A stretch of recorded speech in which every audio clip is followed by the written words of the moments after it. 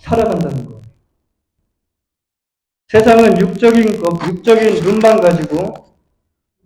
눈만 가지고 있기 때문에 보여지는 것이 전부예요. 육적인 것이 전부입니다. 그래서 보이지 않는 것은 믿으려고 하지 않아요. 그리고 보여지지 않는 것은 가치가 없다고 생각을 해요. 그리스도인들도 육적인 눈은 가지고 있어요. 그래서 이 세상에 있는 것을 보면서 무엇이 좋은지, 무엇이 더 나은지를 다 알 수 있고요. 그리고 그리스도인들도 다 가질 수 있어요. 그런데 그리스도인들은 한 가지 눈을 더 가지고 있습니다. 그것은 세상이 볼 수 없는 영적인 눈이에요.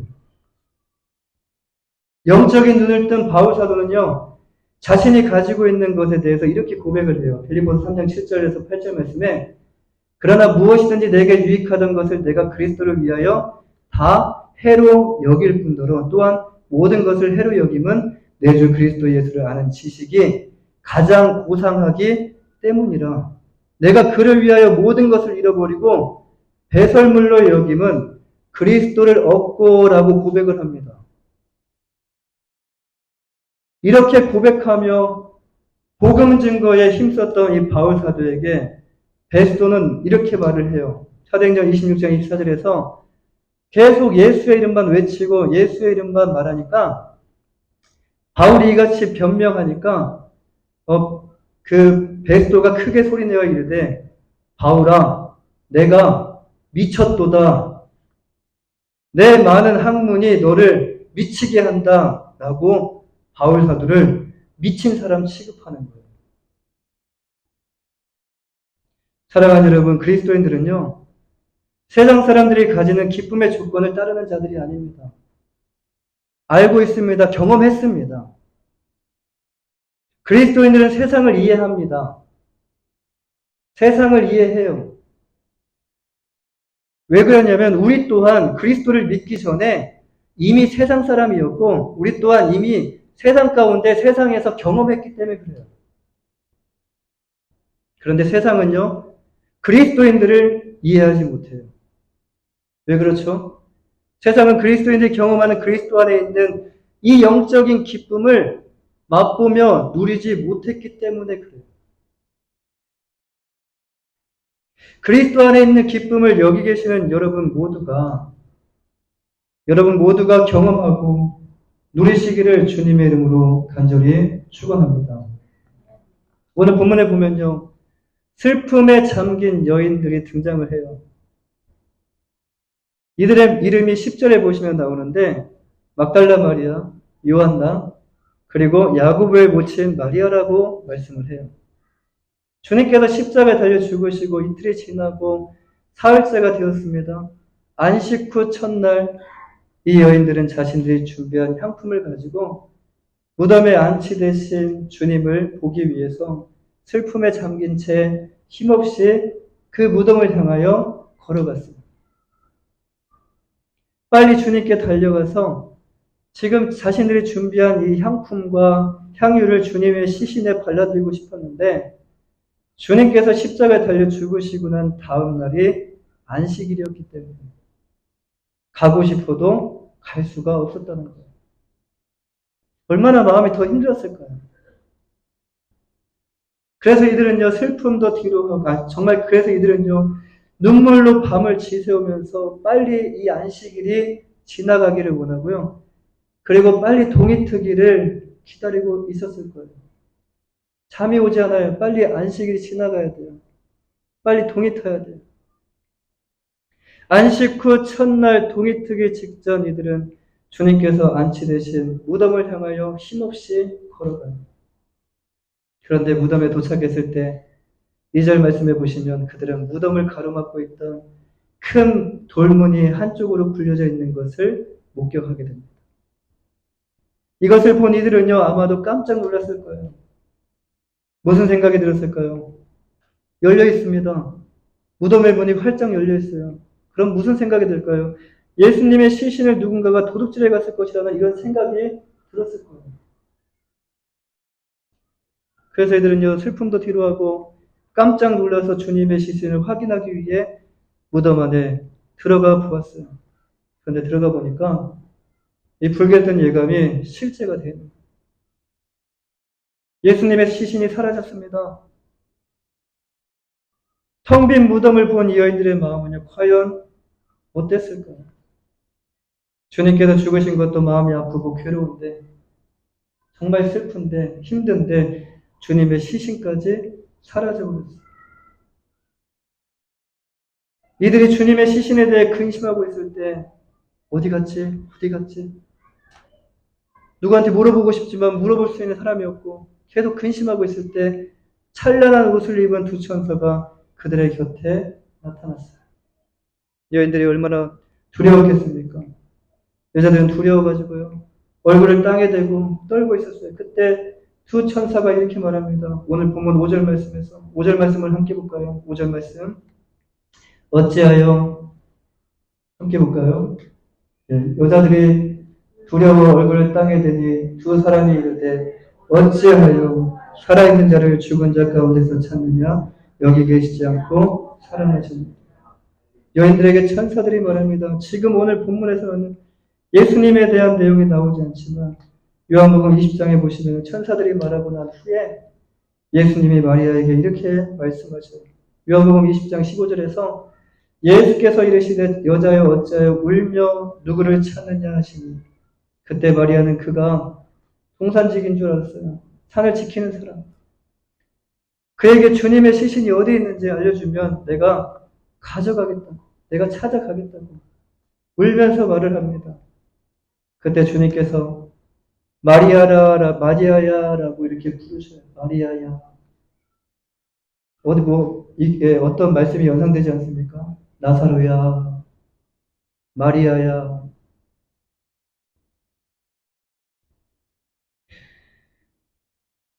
그때 마리아는요, 이것이 주님의 음성인 줄 깨닫게 돼요.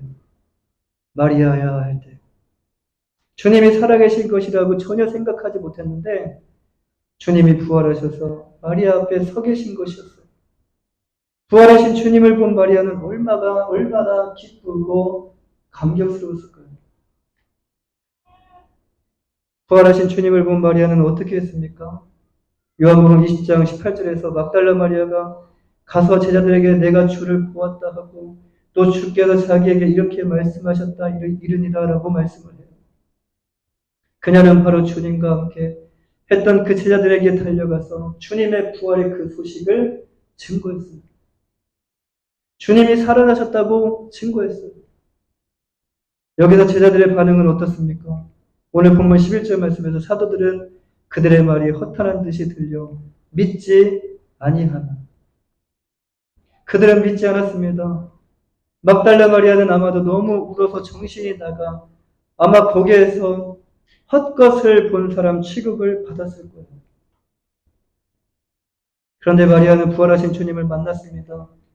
마리아는 사람들이 믿지 않아도 제자들에게 아니라고 주님께서 부활하셨다고 계속 전했을 거예요. 부활하신 주님을 본 마리아의 마음이 어땠을까요? 정신 나간 사람처럼 취급을 받아도요. 너무 기쁘고 너무 행복했을 거예요. 이것은 본 사람만이 알 수가 있어요. 이것은 경험한 사람만이 알 수가 있더라는 거예요. 여기서 우리는 마리아를 통하여 부활하신 주님을 만난 자의 삶에 대해서 우리가 한번 생각해 볼 수가 있는데요. 부활하신 주님을 만난 사람은 어떻게 달라질까라는 거예요. 첫 번째로 부활하신 주님을 만난 자는요. 부활하신 주님으로 인하여 기쁨이 넘치게 됩니다. 마리아는 부활하신 주님을 만나기 전까지는 절망이었고요. 슬픔이었어요. 그런데 부활하신 주님을 만나고 난 후 그의 마음 가운데 기쁨, 슬픔이 사라지고 어둠이 떠나가고 절망이 떠나가고 그의 마음 가운데 기쁨이 넘치기 시작했어요. 그가 기뻐하기 위해서 기뻤습니까? 노력했습니까? 아니요. 주님을 만났을 때 그의 마음에 기쁨이 샘솟듯이 터져나기 시작했어요. 여기서 기쁨은요, 세상에서 주는 기쁨과는 차원이 다른 기쁨이에요. 부활은 우리에게 소망을 주기 때문이에요. 세상도 소망을 준다라고 말할 수 있습니다. 그런데 세상에서 주는 소망과는 지금 우리가 지금 갖는 이 부활의 소망과는 차원이 다른 소망이라는 거예요. 세상은 일시적인 소망으로 있다가 어느 순간이 되면 사라지는 소망이에요. 그래서 또 우리의 소망을 두기 위해서 다른 어떤 것을 우리가 찾아가야 돼요. 찾아야 돼요. 그런데 부활의 소망은 영원히 살아있는 소망입니다. 부활하신 주님으로 인한 기쁨은요, 살아있는 소망에서 오는 기쁨이에요. 죽은 기쁨이 아닙니다. 잠시 있다가 사라지는 기쁨이 아니에요. 영원히 우리 가운데 있는 기쁨입니다. 주님의 부활은요, 잠자는 자들의 첫 열매라고 말씀합니다. 주님께서 부활하신 것과 같이 우리 또한 부활할 것은 고린도전서 15장에서 말씀해주고 있어요. 고린도전서 15장 54절 말씀에 이 썩을 육체가 썩지 아니함을 입고 이 죽을 것이 죽지 아니함을 입을 때에는 사망을 삼키고 이기리라. 우리에게 주신 부활의 소망은요, 사망을 삼키고 이기는 부활이라는 말씀입니다. 이 모든 것이 예수 그리스도 안에 있기 때문에 우리는 예수 그리스도 안에 있으면 기쁨이 충만하게 될 줄 믿습니다. 두 번째로 부활하신 주님을 만난 자는요, 부활하신 주님을 이웃들에게 증거할 수밖에 없어요. 지금 막달라 마리아의 행동을 한번 보십시오. 지금 막달라 마리아가 무엇을 하고 있습니까? 제자들은 아직 부활하신 주님을 보지 못했어요. 막달라 마리아가 부활하신 주님을 보았어요. 막달라 마리아가 부활의 소식을 전한 첫 번째 증거자였어요. 그는 부활하신 주님의 소식을 전하기 위해 빨리 제자들에게 달려가 이 소식을 전해줬습니다. 주님과 함께 했던 제자들이 이 소식을 믿었습니까? 그들은 믿지 않았어요. 허탄하게 들렸어요. 막달라 마리아가 헛것을 본 것이라고 생각했을 거예요. 여기서 저는 제자들이 믿지 않았다는 것에 참 위로가 돼요. 3년 6개월 동안 함께 했었던 제자들마저도 부활하신 주님을 믿지 못했다는 거예요.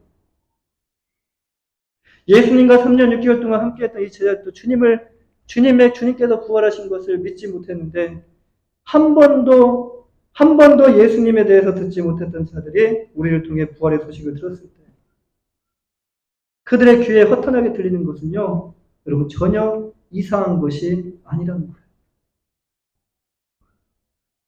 부활하신 주님께서 제자들을 찾아오셨을 때 주님의 부활을 보여주셨는데도 그들에게 직접적으로 찾아오셔서 그들에게 보여주셨는데도 믿지 못하고 의심하는 제자들도 있었다라고 성경은 말씀합니다.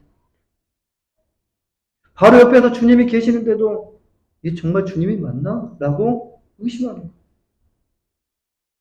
마태복음 28장 16절 17절에서 11제자가 갈릴리에 가서 예수의 명하신 산에 이르러 예수를 배웠고 경배하나 오히려 의심하는 자도 있더라라고 말씀합니다.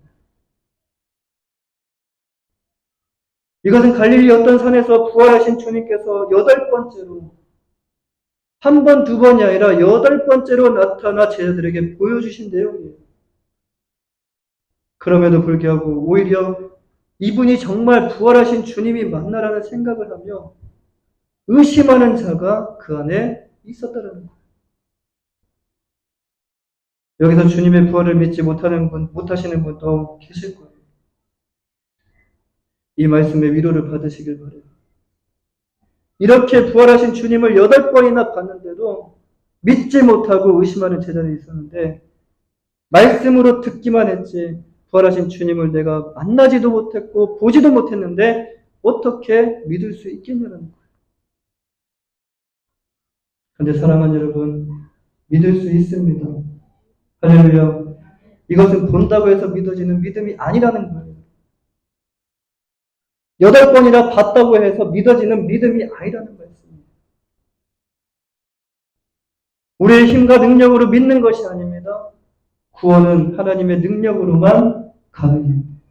믿음 또한 하나님의 능력으로만 가능하다는 거예요. 하나님께서 우리에게 부활하신 주님을 믿을 수 있는 이 믿음을 우리에게 주셔야지만이 보지 않아도 부활하신 주님을 믿고 고백할 수 있다는 말씀입니다. 부활의 주님을 만난 자들은요, 마음속에 이 기쁜 소식을 그냥 두고 살아갈 수가 없어요. 막달라 마리아와 같이 사람들이 믿든지 안 믿든지 이웃에게 미친 사람처럼 이 복음을 전하게 되더라는 거예요. 사람들이 나를 이상한 사람 취급을 하든지 말든지 상관하지 않고 그게 중요한 게 아니에요. 부활의 소식을 전하게 됩니다. 기독교의 핵심이 바로 주님의 십자가와 부활입니다. 부활하신 주님을 만났다면 부활하신 주님을 이웃에게 전하게 되는 것은 당연한 과정입니다. 이 자리 가운데 부활하신 주님을 만나고 싶은데 아직 부활하신 주님을 만나지 못하신 분이 계십니까? 하나님께서 오늘 만나 주시기 위해서 이 자리 가운데 여러분을 초대해 주신 줄 믿어요. 그냥이 아닙니다. 지금 그냥 온 것이 아니라는 거예요.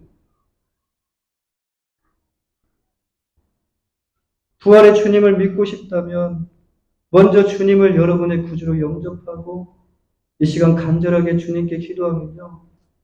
우리 주님은 사랑의 하나님이십니다. 우리 주님은 자비로우신 분이죠.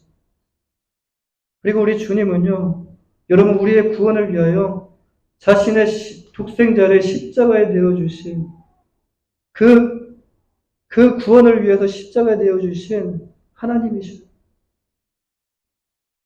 그 하나님께서 우리의 간절한 기도를 들으시고 부활의 주님을 믿을 수 있는 그 믿음을 우리 안에 허락해 주지 않으실까요?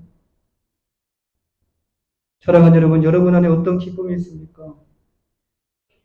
세상이 주는 오늘 있다가 내일 사라지는 기쁨이 있으십니까? 우리에게 진정한 기쁨이 되고 영원한 기쁨 되시는 부활하신 주님께서 행복과 영원한 그 기쁨의 자리로 여러분을 초대하고 계십니다. 십자가에 달려 죽으심으로 우리의 모든 죄를 완전히 해결하셨습니다. 사망 권세를 이기시고 주님께서 오늘 부활하셨습니다. 말씀을 들어보시고 내가 주님을 지금까지 믿지 않은 이유를 한번 생각해 보시길 바랍니다. 솔직히 믿을 기회가 없지 않았습니까? 누군가가 나에게 교회 가자, 누군가가 나에게 예수를 믿으라고 말하지 않았기 때문에 교회 가지를 않았고 그리고 예수님을 믿을 기회가 없지 않았습니다. 교회를 다니는데도 예수님을 믿으라는 말을 안 해요. 근데 교회 다니면 천국 가는 게 아니라 예수님을 믿어야 천국을 가요. 예수님을 믿어야 구원을 받아요. 예수님을 믿어야 하나님의 자녀가 될 수 있어요. 근데 누군가가 나에게 그렇게 소개하지 않았어요. 지금까지 평생을 살면서도 내 주변에 교회 다니는 사람이 한 명도 없었기 때문에 교회를 갈 수 있는 생각조차도 할 수 없었어요. 그런 분들도 계시던 거예요.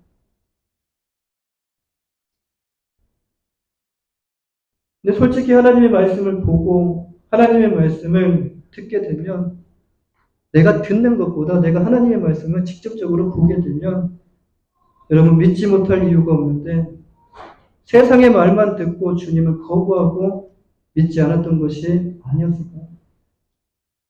세상 사람들이 교회에 대해서 비판하고 세상 사람들이 교회 안 좋은 얘기만 하고 나니까 그것만 듣다 보니까 주님을 믿고 주님을 경험하고 주님을 사랑할 수 있는 정말 주님을 만날 수 있는 그 기회를 놓치지 않았다는 거예요. 근데 반대로 성경을 보면요.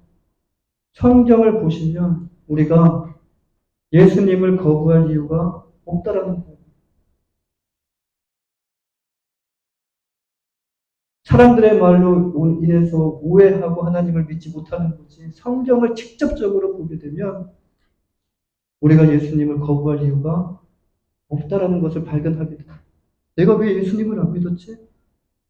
내가 이렇게 좋으신 예수님을 내가 왜 안 믿었지? 나에게 이렇게 사랑이 하나님이신데 나를 구원하시기 위해서 십자가 달려 예수님을 보내주시고 십자가 달려 죽게 하셨는데 내가 왜 이런 예수님을 믿지 않았지? 성경을 보면 우리가 예수님을 거부할 이유가 없다는 것을 발견합니다. 사랑하는 여러분, 주님은 지금도 여러분을 기다리고 계십니다. 부활하신 주님을 믿고 영원한 기쁨을 누리시고 복된 삶이 되시기를 주님의 이름으로 간절히 축원합니다. 기도하겠습니다.